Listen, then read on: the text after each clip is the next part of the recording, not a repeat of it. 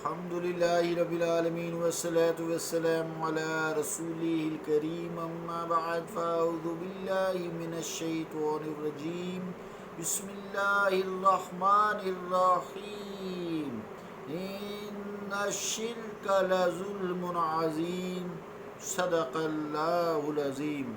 واجب الاحترام سامعین، السلام علیکم ورحمۃ اللہ وبرکاتہ۔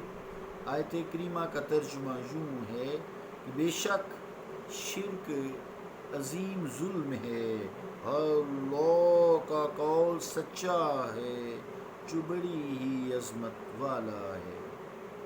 عزیزان گرامی قدر، اصطلاح ہماوست کا تذکرہ اور تشریح چل رہی تھی، جس میں وحدت الوجود کا بھی تذکرہ ساتھ ساتھ چل رہا ہے۔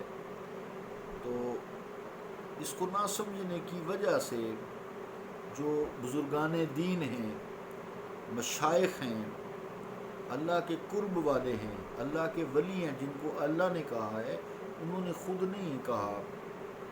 تو بہتان تراشوں نے، جس میں پرویز اور اس کے ہم مشرب لوگ ہیں، انہوں نے شرک کا فتویٰ دیا ہے کہ یہ مسئلہ وحدت الوجود میں یہ عقیدہ رکھتے ہیں کہ ہر چیز میں خدا ہے اور خدا میں ہر چیز ہے۔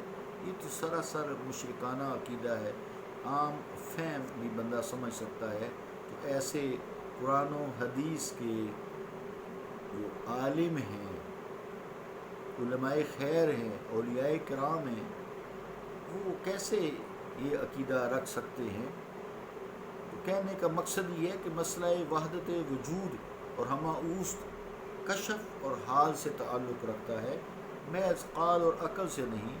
ہماوست کی یہ تعبیر کہ حق تعالیٰ نے تمام چیزوں میں حلول فرمایا یا تمام اشیاء ذات حق سے متحد ہیں، بلا شبہ خلاف شریعت مطہرہ ہے، اور اس سے صوفیہ کرام کا اور بزرگان دین کا دامن قطعی طور پر صاف ہے۔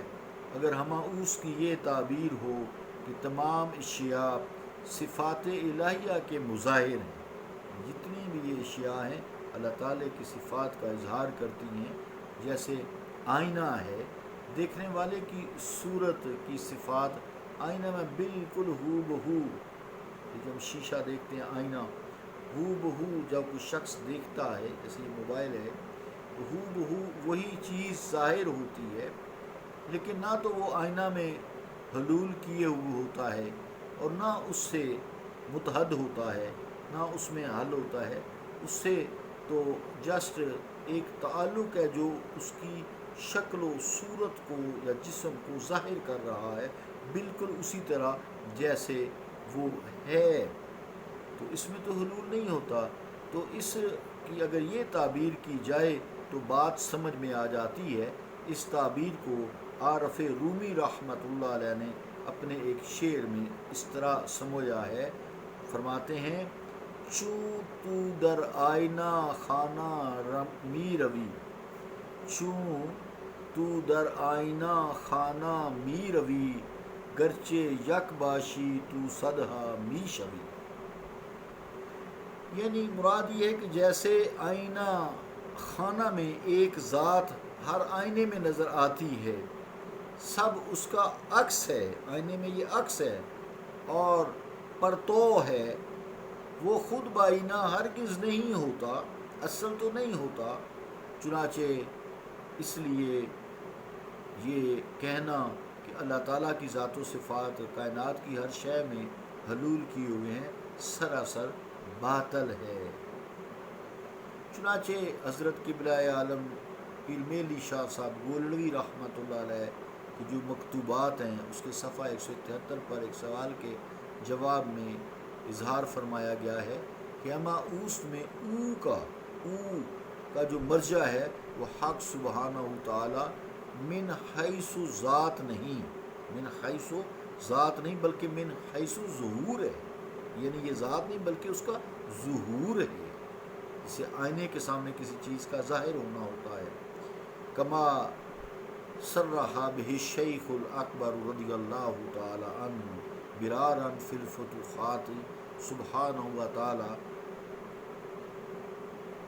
اب یعنی من حیث ذات غنی عن العالمین ہے اور متبین عن الحق مانتے ہیں، اور من حیث ظہور جو ہے یہ ظاہر و متجلی، تجلی فرمانا فی المظاہر ہے۔